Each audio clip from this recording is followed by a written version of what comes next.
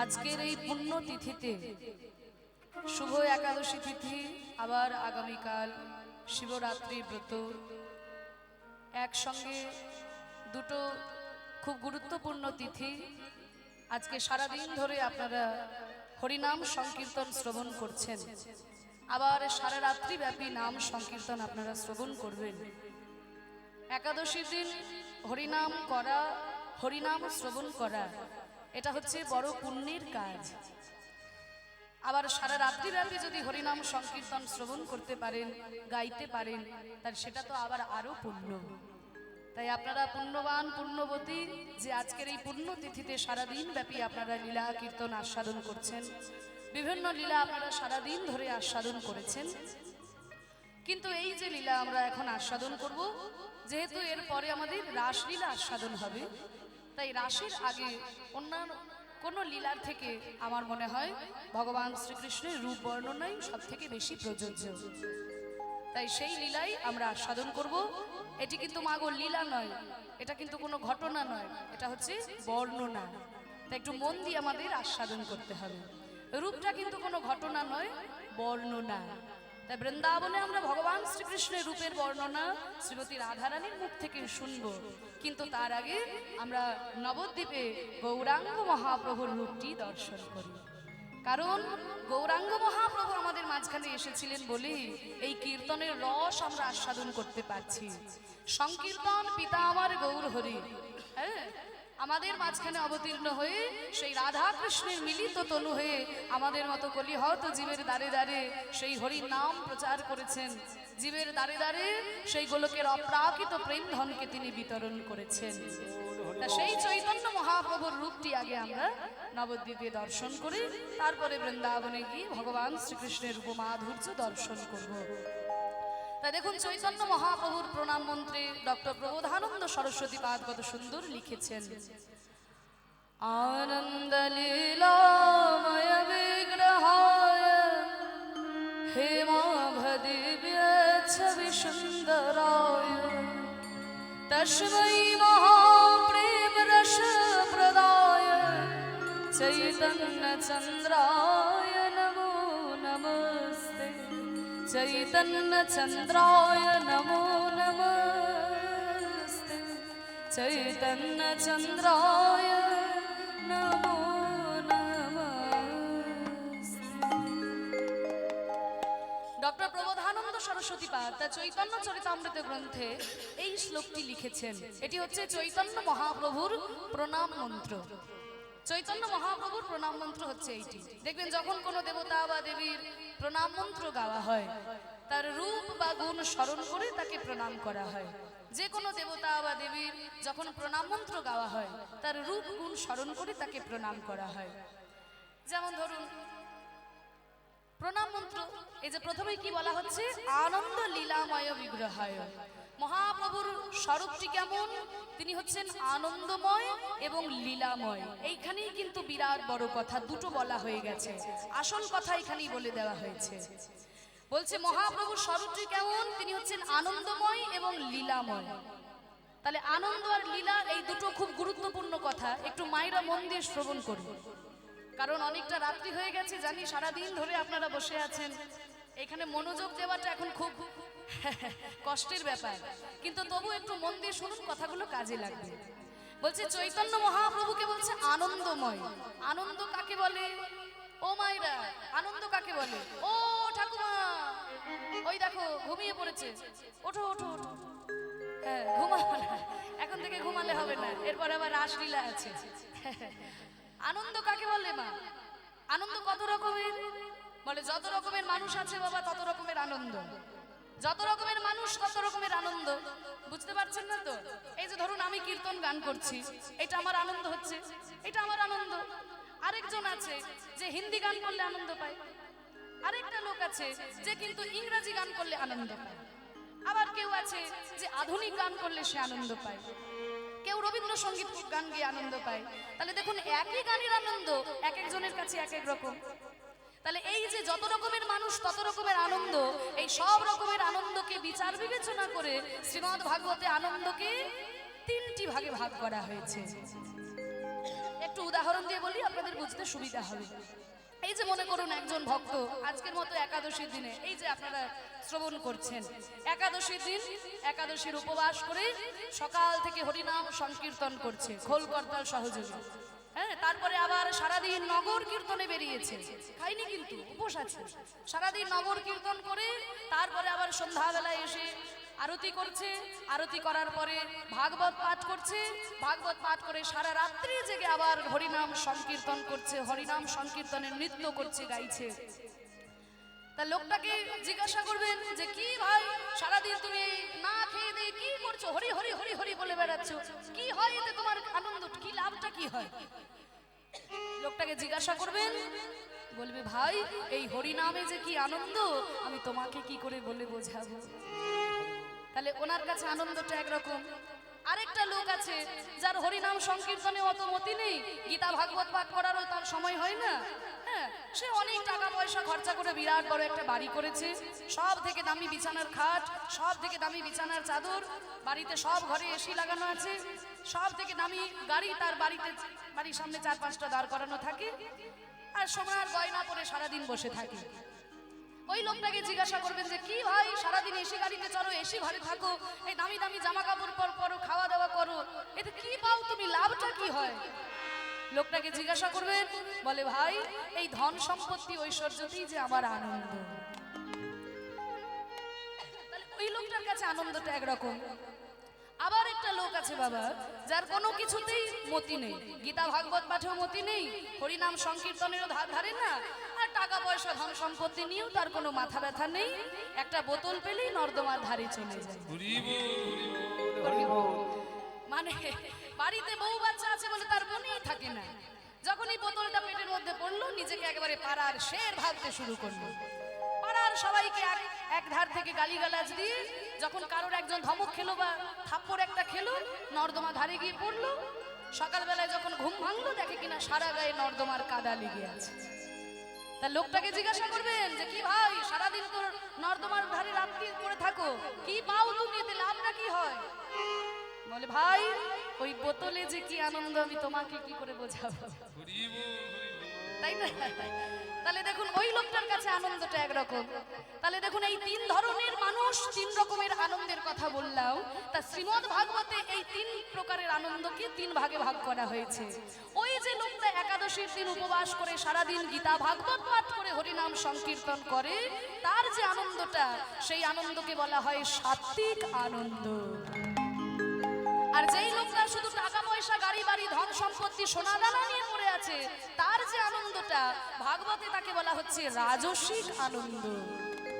আর যেই লোকটার কোনো কিছুই দরকার হয় না, একটা বোতল নিয়ে দিব্যি সুখে আছে, তার যে আনন্দটা সেই আনন্দটাকে বলা হয় তামসিক আনন্দ।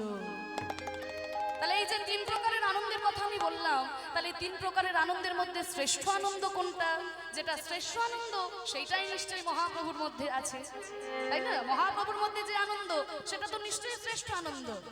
তাহলে এর মধ্যে শ্রেষ্ঠ কোনটা? বলে শ্রেষ্ঠ যদি কোনো আনন্দ হয় সেটা হচ্ছে রাজসিক আনন্দ। কারণ বাবা রাজসিক আনন্দের দরকার আছে, রাজসিক আনন্দেরও দরকার আছে। কারণ বিবেকানন্দ বলেছিলেন যে সুখ ভোগের বাসনা যদি মানুষের মধ্যে না থাকে তাহলে ভারতবর্ষ অর্থনৈতিক দিক থেকে উন্নতি লাভ করতে পারবে না। তাই সুখ ভোগের দরকার আছে, তাই রাজসিক আনন্দটা হচ্ছে শ্রেষ্ঠ আনন্দ।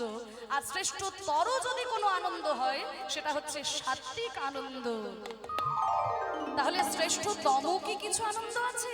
বলে হ্যাঁ, শ্রেষ্ঠতম যদি কোনো আনন্দ থেকে থাকে সেই আনন্দটা আমার চৈতন্য মহাপ্রভুর মধ্যে ছিল, সেটা রাজসিক আনন্দেও পড়ে না, সাত্ত্বিক আনন্দে কিছুটা পড়লেও পড়তে পারে, কিন্তু তামসিক আনন্দ তার ধর্তব্যের মধ্যেই আসে না, তাই না? একটা তরল পদার্থ যদি আপনার মনুষ্যত্বকে ভুলিয়ে দিয়ে আপনাকে একটা পশুতে পরিণত করে, তাহলে সেই আনন্দটা কখনোই শ্রেষ্ঠ আনন্দ হতে পারে না, তাই না? নর্দমার ধারে পড়ে থাকা কি মানুষের কাজ? মানুষে পড়ে থাকে নর্দমার ধারে? নর্দমার ধারে কারা পড়ে থাকে? ওই যে কালো কালো জন্তুগুলো হয় না, গায়ে কাটার মতো লোম থাকে, ওরা পড়ে থাকে নর্দমার ধারে। তাহলে একটা তরল পদার্থ যদি তোমার মনুষ্যত্বকে ভুলিয়ে দিয়ে তোমাকে একটা পশুতে পরিণত করে, তাহলে সেই আনন্দটা কখনোই শ্রেষ্ঠ আনন্দ হতে পারে না। তাহলে শ্রেষ্ঠ যদি কোনো আনন্দ হয় রাজসিক আনন্দ, শ্রেষ্ঠতর যদি কোনো আনন্দ হয় সাত্বিক আনন্দ, শ্রেষ্ঠতম আরেকটা আনন্দ আছে, সেটা রাজসিক আনন্দে পড়ে না, আর সাত্বিক আনন্দে কিছুটা পড়লেও পড়তে পারে, আর সেইটা আনন্দ হচ্ছে ব্রহ্মের আনন্দ। ব্রহ্মের আনন্দ সাধারণত কোনো মানুষের মধ্যে হয় না। ব্রহ্ম কি দিয়ে তৈরি? সৎ, চিৎ আর আনন্দ, এই তিনটি পদার্থ দিয়ে ব্রহ্ম তৈরি। এই ব্রহ্মের আনন্দ যদি কোনো মানুষের মধ্যে উদয় হয়, সে আর মানুষ থাকে না, মানুষ থেকে দেবতায় পরিণত হয়ে যায়। তাহলে চৈতন্য মহাপ্রভুর মধ্যে এই যে শ্রেষ্ঠ আনন্দ, এটা কিন্তু ছিল বাবা। রাজসিক আনন্দ মহাপ্রভুর মধ্যে একেবারেই ছিল না, সেটা কিন্তু বলা যাবে না। কারণ মহাপ্রভুকে যখন আমরা নবদ্বীপে দেখেছি, নবদ্বীপে তিনি যখন যাচ্ছেন হরিনাম করতে করতে, তাকে দেখতে কেমন হয়েছে? ওই দেখো, ধবল পাটের জোর পড়েছে, রাঙা রাঙা পার দিয়েছে, ধবল পাটের হরি বল রাঙা রাঙা পার দিয়েছে, রাঙা রাঙা পার দিয়েছে, ধবল পাটের জোর পড়েছে, রাঙা রাঙা পার দিয়েছে, রাঙা রাঙা পার দিয়েছে। এই চরণ উপর দুলে গেছে কোচা গো, চরণ উপর দুলে গেছে কোচা গো, দুলে গেছে কোচা, চরণ উপর দুলে গেছে কোচা গো। ধবল পাটের জোর পড়েছে, রাঙা রাঙা পার দিয়েছে। ওমা, মহাপ্রভু যে ধুতিটা পরেছে হলুদ রঙের পাটের ধুতি, আবার সেই ধুতির মধ্যে আবার লাল রঙের পাড়, আর কোচা দোলাতে দোলাতে যাচ্ছে মহাপ্রভু। আবার তাকে দেখতে কেমন লাগছে জানো? কি গয়না আছে জানো? বাকমল সোনার নুপুর বেজে গেছে মধুর মধুর, সোনার নুপুর বেজে গেছে মধুর মধুর, সোনার নুপুর বেজে গেছে মধুর মধুর, বাকমল সোনার নুপুর বেজে গেছে মধুর মধুর। এই যে এই কথাটা বলার জন্য এই পদটা গাইলাম আর কি। মহাপ্রভুর চরণে তিনটি গয়না আছে, বাক, মল, নুপুর। আগেরকার দিনে ছেলেরাও পড়তো, মেয়েরাও পড়তো। দেখবেন গোড়ালির ওপরে একটা গয়না পড়তো ছেলেরা, হ্যাঁ, সেটাকে বলা হচ্ছে বাঁক। আর গোড়ালি আর পায়ের পাতার মাঝখানে নুপুর, আর পায়ের পাতাতে পরা হয় মল। তা মহাপ্রভুর এই চরণে তিনটি গয়না, তিনটি কিন্তু সোনার। তাহলে যেই মহাপুরুষ ওই সোনার গয়না পরে ধুতির কোচা দোলাতে দোলাতে নেচে নেচে যাচ্ছে, তাকে কি কিছুটা আমরা রাজসিক আনন্দে ফেলতে পারি না? নবদ্বীপে হয়তো কিছুটা ছিল, কিন্তু সেটা বাবা নীলাচলে মোটেও নয়। নীলাচলে মহাপ্রভুর মধ্যে যে আনন্দ ছিল, সেটা হচ্ছে একেবারে সাত্বিক আনন্দের ঊর্ধ্বে ব্রহ্মের আনন্দ। তাই মহাপ্রভুকে আমরা আর সাধারণ মানুষ বলে গণ্য করি না, তিনি আমাদের কাছে দেবতায় পরিণত হয়েছে।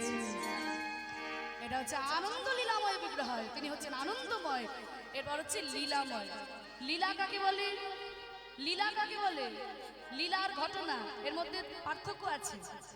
এই যে দেখুন, ভগবান শ্রীকৃষ্ণ তিনি যখন শ্রীমতী রাধারানীকে সঙ্গে নিয়ে যমুনায় বিহার করলেন, সেটা হলো নৌকা বিলাস লীলা। এবার আমি যদি দেখে শুনে দলবল নিয়ে যমুনায় নৌকা নিয়ে পার হই, তাহলে সেটা কি নৌকা বিলাস লীলা হবে? সেটা হবে ঘটনা। তাহলে ঘটনা আর লীলার পার্থক্য কি? পার্থক্য হলো এইটাই যে আমাদের জীবনের ঘটনাগুলো মায়ার ছলনায়, মায়ার ইঙ্গিতে ঘটে, আর ভগবানের জীবনের ঘটনাগুলো কৃষ্ণের ইচ্ছা শক্তির দ্বারা ঘটে, তাই সেগুলো লীলা। কৃষ্ণের ইচ্ছা শক্তি দ্বারা যেগুলো ঘটে সেগুলো হলো লীলা, আর মায়ার ছলনায় যে ঘটনা ঘটে সেগুলো হলো ঘটনা।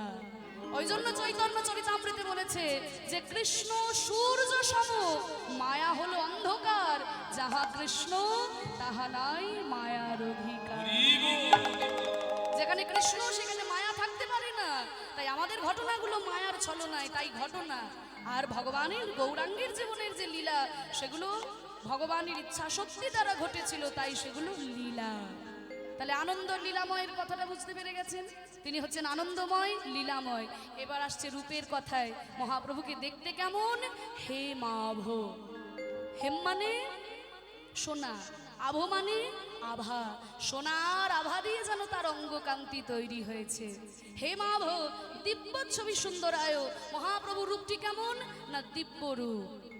তার রূপটি সাধারণ নয়নে কল্পনা করা যায় না, কারণ তার রূপটাই হচ্ছে দিব্য রূপ। দিব্য ছবি সুন্দরায়, তস্মৈ মহাপ্রেম রস প্রদায়। এইবার আসছে দেনা পাওনার কথায়। বলছে মহাপ্রভু আনন্দময়, তাতে আমার কি? মহাপ্রভু লীলাময়, তাতে আমি কি করব? মহাপ্রভু দেখতে সুন্দর, তাতেই বা আমার কি?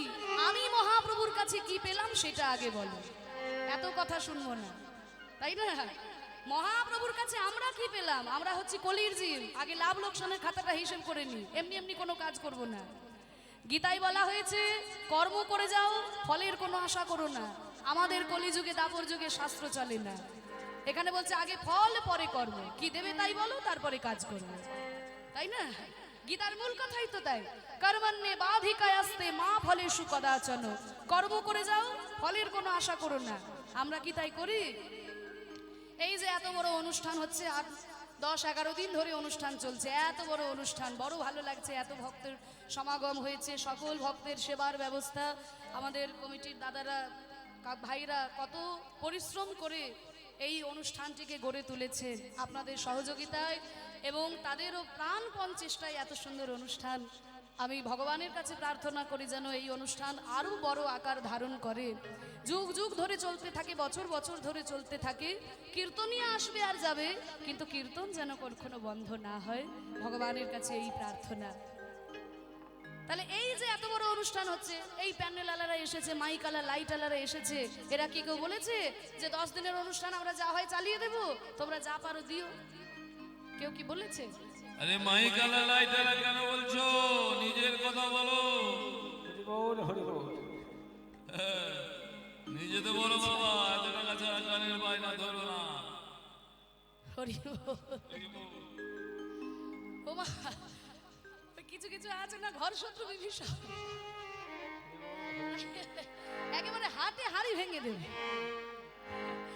হ্যাঁ বাবা, আমরাও বলি যে আমাদের এত কত খরচা লাগবে, সেটা কি শুধু নিজের জন্য? তা তো নয়। আমাদের দলে যারা খোল করতাল বাজায় তারাও কিন্তু বলে বাবা যে এত টাকা দিতে হবে, তবে খোল করতালে হাত দেবে, তাই না? এই যে বেহালা বাজাচ্ছেন এমনি এমনি, বাবার এই আগে এত টাকা ছাড়ো, তবে বেহালাটা হাত দেবে।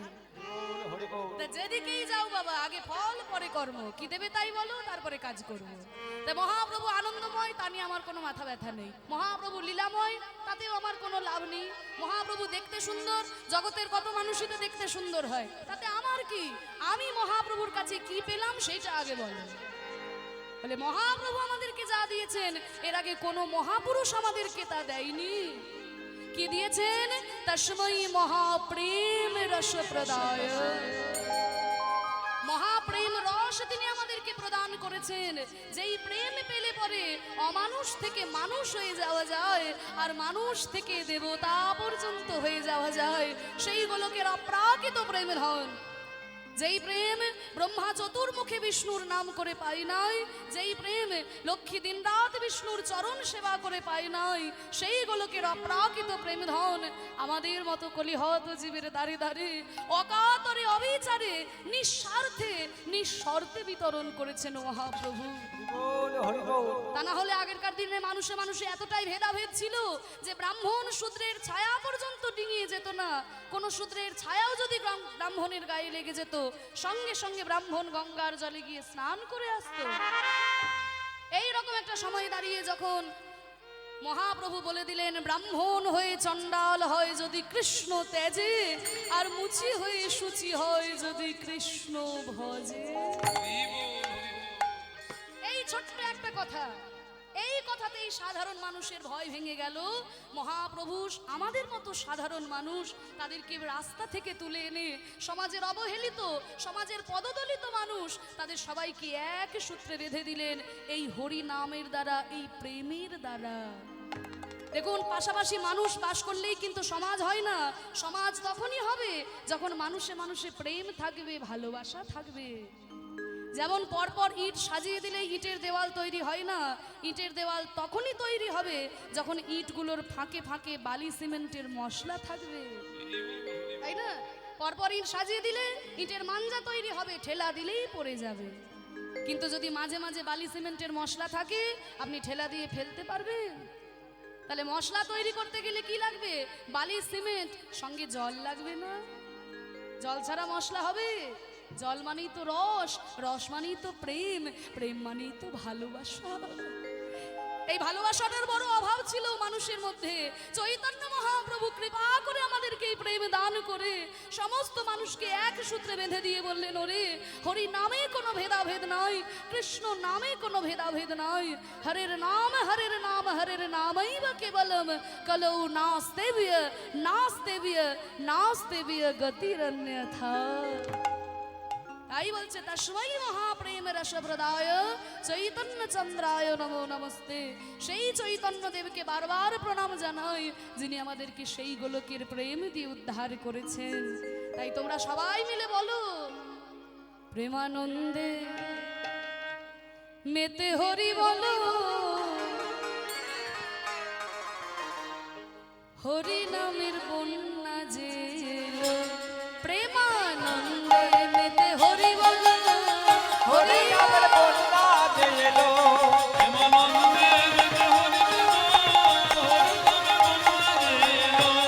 প্রেমানন্দে মেতে হরি বলো, হরি নামের বন্যা যে এলো।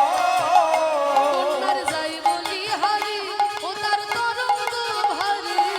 জয় বলে হরি, ওটার তরঙ্গ ভারী। প্রেমে তরঙ্গে দিচ্ছেন সাঁতার গোলক বিহারী। ওটার জয় বলে হরি, ওটার তরঙ্গ ভারী। প্রেম তরঙ্গে দিচ্ছে সাঁতার গোলক বিহারী। ও মাইরা একটু উলুধ্বনি দাও। বাহ! বন্যার যাই বলি হারে,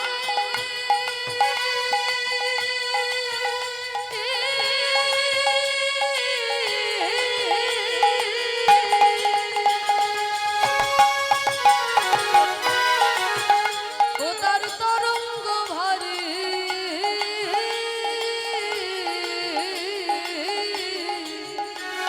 প্রেমে তরঙ্গে দিচ্ছেন সাঁতার গোলক বিহারী। ওটার জয় বলে হরি, ওটার তরঙ্গ ভারী। প্রেম তরঙ্গে দিচ্ছে সাঁতার গোলক বিহারী। ও তার সঙ্গে প্রভু হরি বল বলে রে, সঙ্গে প্রভু হরি বল বলে রে সঙ্গে প্রভু। হরি বল বলে রে সঙ্গে প্রভু। সঙ্গে প্রভু নিত্যানন্দ পাঠালে সাঁতার দিল। সঙ্গে প্রভু নিত্যানন্দ পাঠালে সাঁতার দিল। হরি নামের বন্যা যে এলো, প্রেমানন্দে মেতে হরি বলো, হরি নামের বন্যা যে এলো। মেতে হরি বলো, হরি নামের বন্যা যে এলো। ওমা হরি নামের বন্যা মহাপ্রভু নিয়ে এলেন আমাদের এই বাংলার মাঝখানে। এই বন্যাটা কেমন বন্যা?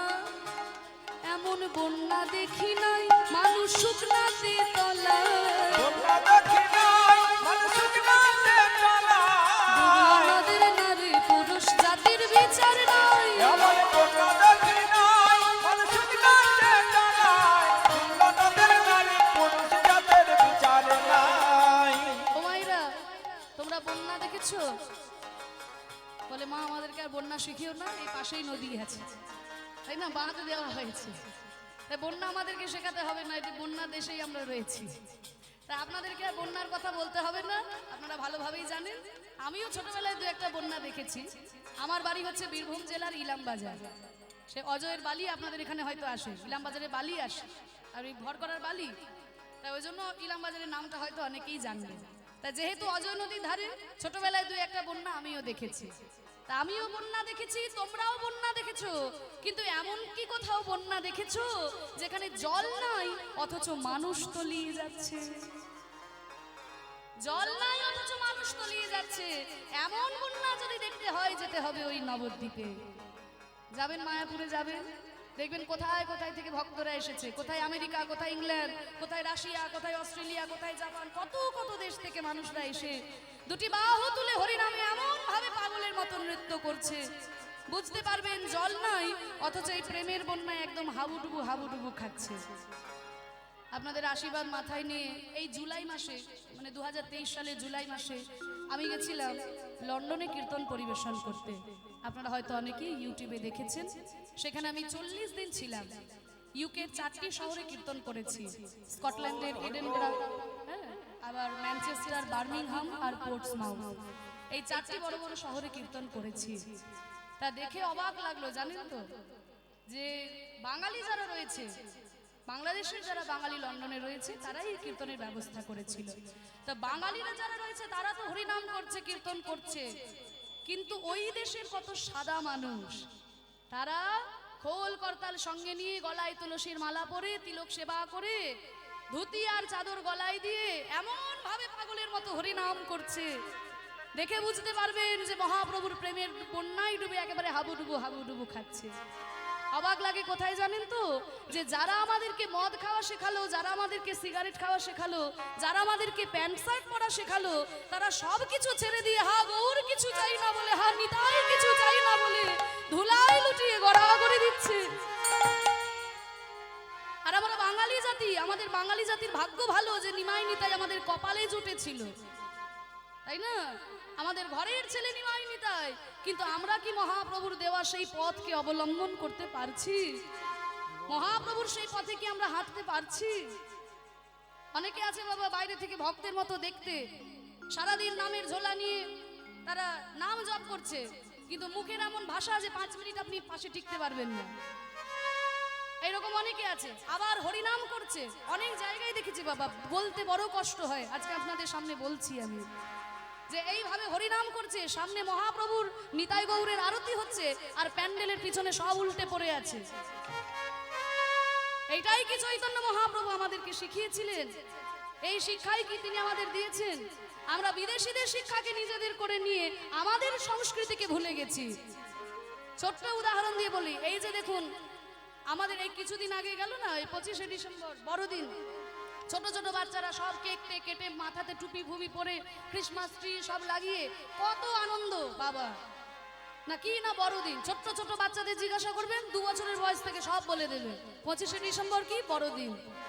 আচ্ছা জিজ্ঞাসা করবেন তো বাচ্চাদেরকে যে মহাপ্রভুর জন্মদিন কবে,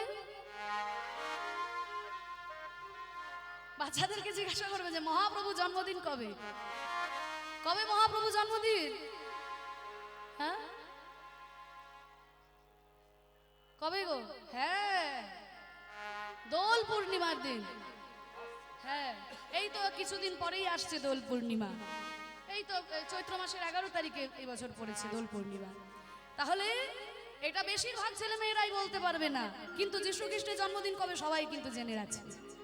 তাহলে আমরা তাদের সংস্কৃতিকে নিজের করে নিয়ে নিজেদের সংস্কৃতিকে আমরা ভুলতে বসেছি। কিন্তু তারা দেখুন সকল কিছু পরিত্যাগ করে হা নিতাই হা গৌর কিছু চাই না বলে মহাপ্রভুর প্রেমের বন্যায় ডুবেছিল। তাহলে মহাপ্রভু বলেছিল পৃথিবীতে আছে যত নগরাদি গ্রাম, সর্বত্র প্রচার হবে আমার হরে কৃষ্ণ নাম। মহাপ্রভুর এই বাণী যেন একেবারে সত্য হয়ে উঠেছে। আজকে পৃথিবীর বিভিন্ন কোনায় কোনায় মহাপ্রভুর এই হরিনাম ছড়িয়ে পড়েছে, এই হরিনামের বন্যায় সবাই ডুবেছে। মাগো আমরাও আজকে একটু ডুববো। এমন বন্যা দেখি নাই মানুষ শুকনাতে তলায়, নদের নারী পুরুষ জাতির বিচার নাই।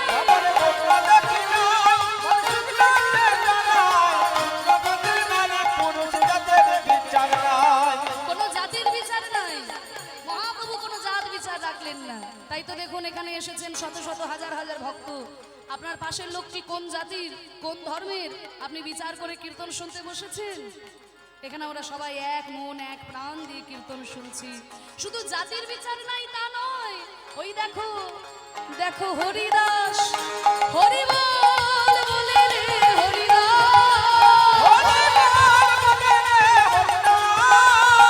হরিদাস সে কাজীর ছেলে সে বুঝি ডুবে গেল। হরিনামের বন্যা যে প্রেমানন্দে মেতে হরি বলো।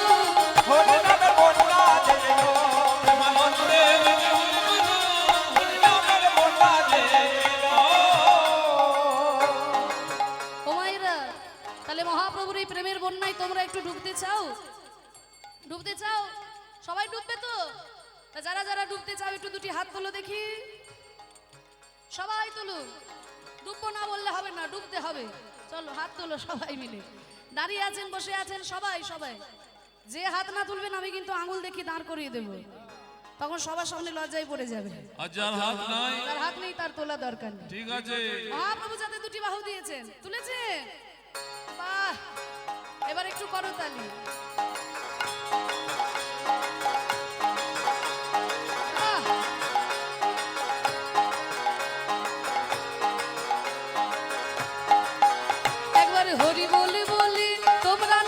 সেই জলে বলে বলে তোমরা নামো সেই জলে হরি বলে বলে তোমরা নামো সেই জলে মানে বলে বলে তোমরা নামো সেই জলে ডুবলো যে জন পেল রতন সন্তোষ তাই বলে মানে বলে বলে তোমরা নামো সেই জলে সুন্দর পেল রতন সন্তোষ তাই বলে আমি ডুবার মতো হরি বল বলে রে ডুবার মতো বলে বলে তোমার মতো ডুবার মতো যে ডুবেছে সেই ডুবে রতন পেল তোমার মতো বেঁচে সেই রতন পেল হরি নামের বর্ণনা যে প্রেমানন্দে মেতে হরি বল হরি নামে বন্যা এলো এমন অন্ধরে বেঁকে হরি বলো, হরি নামে বন্যা এলো।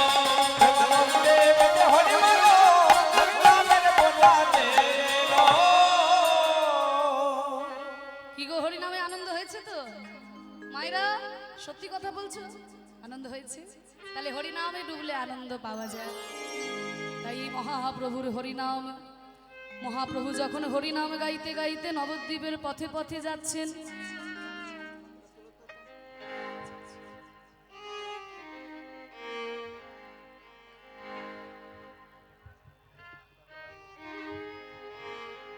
হরি বল মহাপ্রভু যখন হরিনাম গাইতে গাইতে নবদ্বীপের পথে যাচ্ছে একজন গৌর নাগরী মহাপ্রভুর সেই রূপমাধুর্য দর্শন করেছেন গৌর নাগরী মানে হচ্ছে যারা মহাপ্রভুকে দূর থেকে দর্শন করত আর নিজেদের মধ্যে আলোচনা করত মহাপ্রভু সম্পর্কে তা সেই রকম একজন গৌর নাগরী মহাপ্রভুর সেই রূপ দর্শন করে রিভাবটা কথা বলার সময় কমিয়ে দিই হ্যাঁ মহাপ্রভুর সেই রূপ দর্শন করে ডবল হচ্ছে কথাগুলো ডবল হচ্ছে আরেক নাগরীর কাছে এসে বলছে নাগরী আমি চৈতন্য মহাপ্রভুর যে রূপ দর্শন করলাম এই ত্রিভুবনের কোনো কিছুর সঙ্গে মহাপ্রভুর রূপের তুলনা হয় না বলছে কোনো কিছুর সঙ্গে তুলনা হয় না বলে না কারণ জগতে যা কিছু সুন্দর সব কিছুর মধ্যেই ভয় আছে কিন্তু আমার মহাপ্রভুর রূপের কাছে কোনো ভয় নাই বলে ঠিক আছে মহাপ্রভুর রূপের সঙ্গে আমি তুলনা করার জন্য 6 জনকে পাঠাবো প্রথমেই কাকে পাঠাচ্ছে দামিনী দামিনী মানে হচ্ছে বিদ্যুৎ দামিনী দামো মানে বিদ্যুতের মালা বিদ্যুতের মালা কত সুন্দর দেখতে লাগে তাই না কিন্তু বলে শোনো বিদ্যুতের মালার সঙ্গে মহাপ্রভুর রূপের কোনো তুলনাই হয় না কারণ বিদ্যুৎ সে কিন্তু হঠাৎ একবার এখানে একটু নেচে ওঠে ওখানে একটু নেচে ওঠে বিদ্যুৎ কিন্তু স্থির নয় বিদ্যুৎ হচ্ছে চঞ্চল কিন্তু আমার গৌর বিদ্যুৎ তো চঞ্চল নয় সে হচ্ছে স্থির সে চঞ্চল নয় আর আকাশের বিদ্যুতে ভয় থাকে তাই না মা যদি কখনো বৃষ্টি হয় ভগবানকে বলি না যে বৃষ্টি যত খুশি দাও বাবা যেন বজ্রপাত না হয় বিদ্যুৎ যেন না চমকায় তাহলে বিদ্যুৎ আমাদের ভয় লাগে কিন্তু গৌরাঙ্গ রূপের কাছে যে কোনো ভয় নাই এমনকি যদি কারোর কোনো হৃদয়ে ভয় থেকেও থাকে মহাপ্রভুর দর্শনের ফলে সেই ভয় দূরীভূত হয়ে যায় তাই বিদ্যুতের সঙ্গে মহাপ্রভুর তুলনা হয় না তাহলে দামিনী দামো দমন রুচি দর্শনে দূরে গিয়েও দলপক দাব তারপরে পাঠাচ্ছি কাকে কামদেব বলে শোনো কামদেবের এমন রূপ যে একটা কামদেব যদি এখানে দাঁড়িয়ে যায় চারিদিকটা আলো হয়ে যাবে কিন্তু কামদেবের রূপের সঙ্গেও গৌরাঙ্গ রূপের তুলনা হয় না কারণ একদিন কামদেব সবাই যখন গৌরাঙ্গ মহাপ্রভুর জয়ধ্বনি করছে নবদ্বীপে যে গৌরাঙ্গ রূপ সাগর কি গৌরাঙ্গ রূপ সাগর কি গৌরাঙ্গ রূপ সাগর কি তখন কামদেব মনে মনে চিন্তা করলো যে জানতাম যে জগতে আমি সব থেকে রূপবান আর মহাপ্রভুর রূপের সাগর দেখি কেমন রূপ তার যখন কামদেব এলো এসে দেখে কি যে আমার কি রূপ আমার মতো কোটি কোটি কামদেব যদি এক জায়গায় জড়ো হয় তবুও যেন আমার গৌরাঙ্গের রূপের সঙ্গে তুলনা হবে না কামদেবের রূপের সাথেও মহাপ্রভুর রূপের তুলনা হয় না এরপর কাকে পাঠাচ্ছে শোনো কুসুমতা হে কিসে বাগান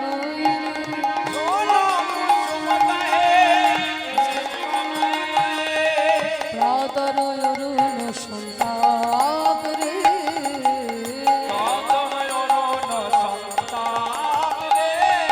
কিসে বাগানে কিসে বাগনি আমার শোন কুসুম কিসের বাগনে আমার গৌরাঙ্গ রূপের সনে শোন কুসুম কিসে বাগনি গৌরাঙ্গের রূপের সনে শোন কুসুম কিসের বাগনে শোন কুসুম শোন ফুল দেখবেন মা হলুদ হলুদ দেখতে হয় খুব সুন্দর দেখতে হয় শোন ফুল তা বলছে তাহলে শোন ফুলের সঙ্গে মহাপ্রভুর রূপের তুলনা হবে বলেন না কারণ শোন ফুল ফুলের সঙ্গে মহাপ্রভুর তুলনা হবে না কারণ ফুল যেমন সুগন্ধ দেয় কিন্তু ফুলের মধ্যে কাঁটা থাকে পোকা থাকে তাই না ফুলের মধ্যে কাঁটা থাকে ফুলের মধ্যে পোকা থাকে তাই আমার মহাপ্রভুর তার মধ্যে যে কোনো কাঁটা পোকা নাই সেই মহাপ্রভুর সঙ্গে সোন ফুলের কোনো তুলনা হয় না কারণ মহাপ্রভুর রূপের মধ্যে কোনো কাঁটা নেই কোনো পোকা নেই আরে আমাদের এই মন ফুল যদি আমরা মহাপ্রভুর চরণে নিবেদন করতে চাই তাহলে আমাদের হৃদয়ের মধ্যেও ওমা আমরা ভগবানকে দিই মন ফুল তাই মন ফুল যখন ভগবানকে দেবেন মনে রাখতে হবে ফুলের মধ্যে যেমন পোকা আছে আমাদের মনের মধ্যেও পোকা রয়েছে আবার কাঁটাও রয়েছে 5টা কাঁটা আছে আর 6টা পোকা আছে এই মনের মধ্যে 5টা কাঁটা আর 6টা পোকা 5টা কাঁটা কি জাতির বিদ্যা মহত্ব রূপ যৌবন পঞ্চকণ্টক আর 6টা পোকা কি রূপ রস গন্ধ এই কাম ক্রোধ লোভ মোহ মদ আশ্চর্য এই 6টি পোকা আর এই 5টি কাঁটা এইগুলো আমাদের মনের মধ্যে রয়েছে কিন্তু আমার গৌর সোনা আমার গৌর রূপের মধ্যে কোনো কাঁটা নাই কোনো পোকা নাই তাই ফুলের সঙ্গে আমার মহাপ্রভুর রূপের কোনো তুলনা হয় না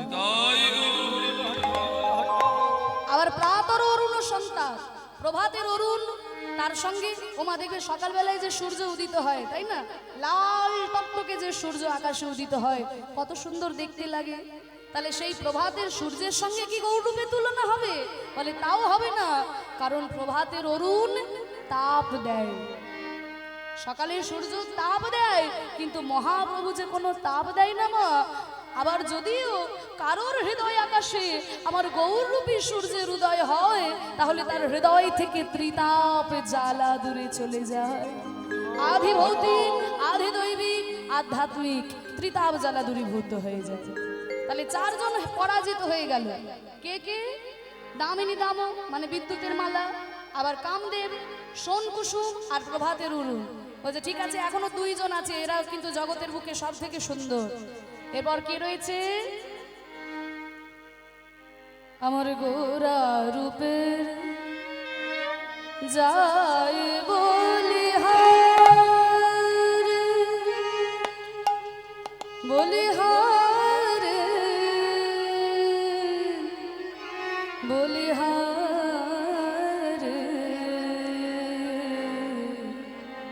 গোরা রূপের যায়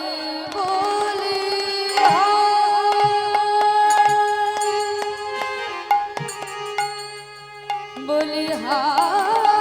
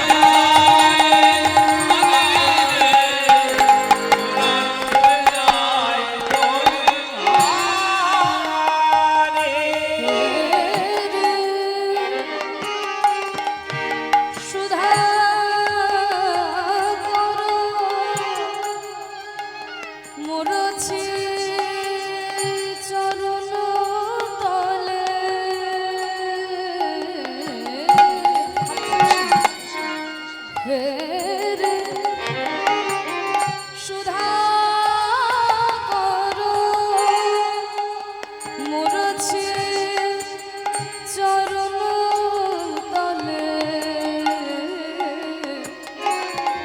গাওয়া বারানি রানি রানি রানি সা গাওয়া বানি সানি রানি দা সানি রা পা গাওয়া বানি সানি রানি দা সানি রা পা গাওয়া বানি সা সানি রানি রা পা ধা মা মা পা মা গা সানি রানি রা পা ধা মা মা পা মা গা গাওয়া বানি সা গাওয়া বানি সা গাওয়া বানি সা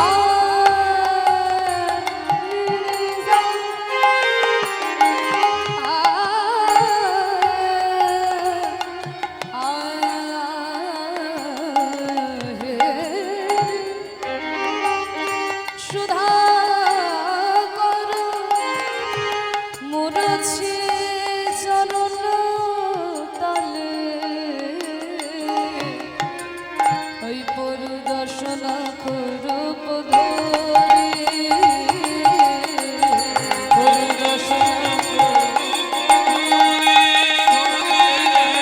আর গোরা রূপে যাই বলি আর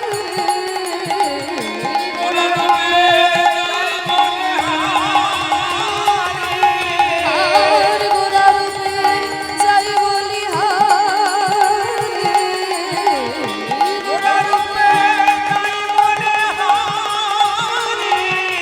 আমার গোরা রূপের যাই বলি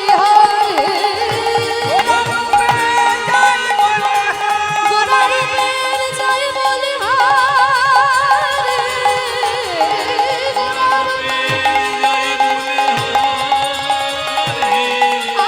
আমার গোরা রূপের যাই বলি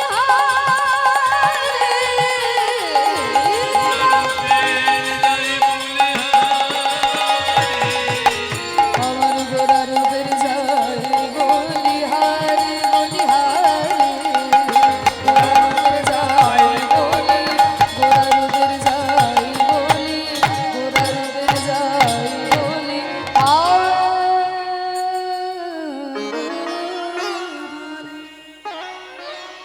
হেরি সুধা করো মুরচি চরণ তলে পরু দশ নখর উপধরি। হ্যাঁ বলছে কি আকাশের চাঁদ, সেই আকাশের চাঁদের সঙ্গে গোরা রূপের তুলনা করা হবে? বলেন না, হবে না। কারণ আকাশের চাঁদ তার কলঙ্ক আছে, কিন্তু আমার গৌর চাঁদের কোনো কলঙ্ক নাই। আকাশের চাঁদ শুধুমাত্র রাত্রে উদয় হয়, কিন্তু সারাদিন উদয় হয় না। কিন্তু যদি কারোর হৃদয় আকাশে আমার গৌর চাঁদ উদিত হয়, দিবারাত্রি সদা সর্বদা আলো দিয়ে তার অজ্ঞানতার অন্ধকার দূর করে দেয়। তাই গৌরাঙ্গ রূপের সঙ্গে ওই আকাশের চাঁদের তুলনা হবে না।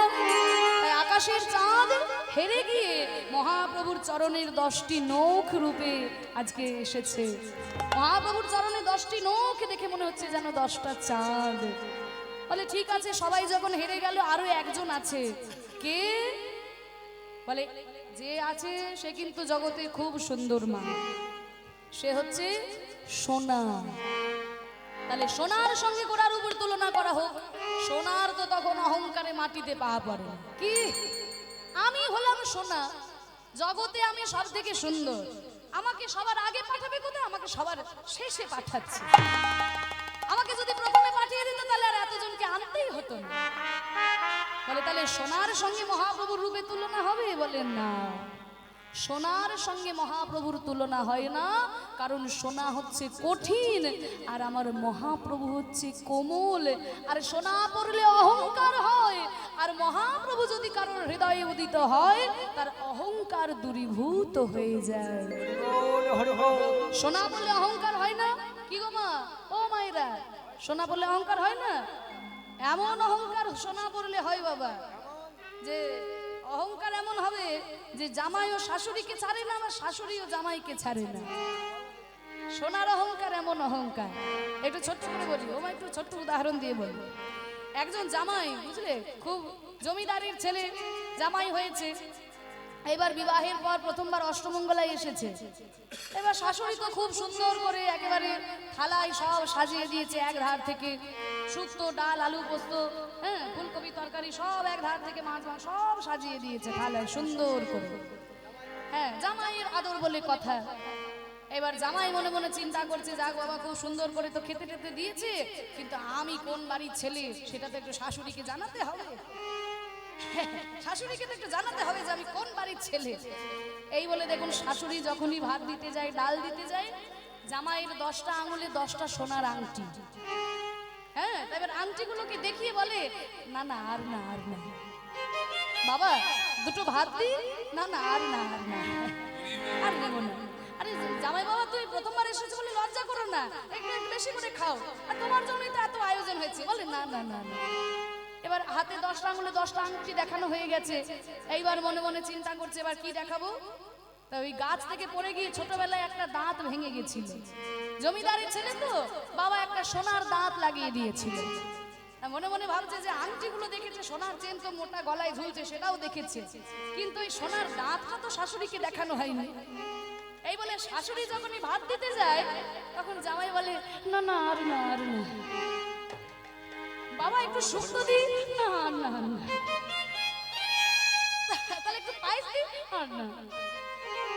এবার যখনই দাঁত বার করে বলেছে, শাশুড়ি মনে মনে চিন্তা করছে, জামাই বাবা তুমি তো লজ্জা পাচ্ছ না? তুমি কি আমাকে সোনার দাঁত দেখাচ্ছ? তুমি আমাকে সোনার দাঁত দেখাচ্ছ? আমি এতদিন ভাবছিলাম তুমি লজ্জা করে খেতে পারছো না, তুমি আমাকে সোনার আংটি, সোনার দাঁত, সোনার হার দেখাচ্ছ। তা তুমি কি ভেবেছো তুমি একা জমিদারের ছেলে? আমিও কোন বাড়ির বউ, আমিও তোমাকে দেখিয়ে দেব। এই বলে রাত্রেবেলায় যখন খেতে দিতে আসবে, তার আগে আলমারিটা খুলেছে। আলমারি খুলে যত গয়নার বাক্স ছিল সব একসঙ্গে নামিয়েছে। একে একে সব গয়না চারিদিক থেকে পড়েছে, হাতের বাজু, হ্যাঁ, যত যত হাতের গয়না ছিল, বালা সব পড়েছে। বড় বড় কানের পড়েছে, নাকের নথ পড়েছে, টিকলি পড়েছে, কোমর বন্ধনী পড়েছে, সব পরে সুন্দর করে সেজে গুজে এইবার যখন শাশুড়ি এসেছে জামাইকে খেতে দেবে রাত্রেবেলা, এবার যখনই খেতে দিতে যায়, তখনই ওই দেখছে হাতের বালাটা আমার শাশুড়ি মা দিয়েছিল, বাবা 6 ভরি ওজনের বালা। তা সেই বালাটাকে দেখিয়ে শাশুড়ি বলে, বাবা বাবা আর দুটো দি, আর দুটো দি। এবার যখন হাতের বালাটা দেখানো হয়ে গেছে, তখন মনে মনে ভাবছে, আমার এই নাকের এত বড় নথটা, এত বড় ঘোমটা থাকলে তো জামাই দেখতে পাবে না। তা ঘোমটাটাকে সরিয়ে বলে, বাবা আর দুটো দি, আর দুটো দি। এবার সব নাকের নথ দেখেছে, সব গয়না দেখেছে, কিন্তু এই যে কোমরে এত বড় কোমর বিছাটা দিয়েছিল আমাকে পিসি শাশুড়ি, তাহলে সেইটা তো জামাইকে দেখানো হয়নি, সোনার কোমর বন্ধনী। তা সেইটা দেখানোর জন্য আজকে শাশুড়ি কি করছে দেখুন, ওই হাতাটাকে নিয়ে জামাইকে বলছে, বাবা আর দুটো দি, বাবা আর দুটো দি। তা এই হচ্ছে সোনার অহংকার, বুঝতে পারলে? যে এমন অহংকার শাশুড়িও জামাইকে ছাড়ে না, আর জামাইও শাশুড়িকে ছাড়ে না। তাহলে সোনা বললে অহংকার হয়, কিন্তু গৌর সোনা যদি কেউ একবার হৃদয়ে ধারণ করতে পারে, তার অহংকার যা থাকে দূরীভূত হয়ে যায়। তাই সোনার সঙ্গে মহাপ্রভুর তুলনা হয় না। সুবরণ কুবরণ হেরি নিজ কুবরণ,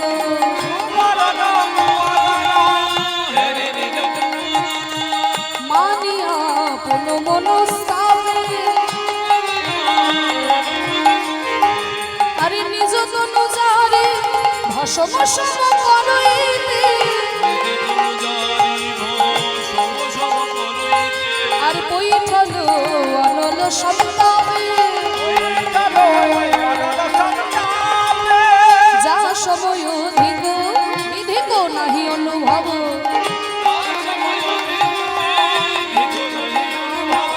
আরে তুলনা দিবারে নাহি থোর।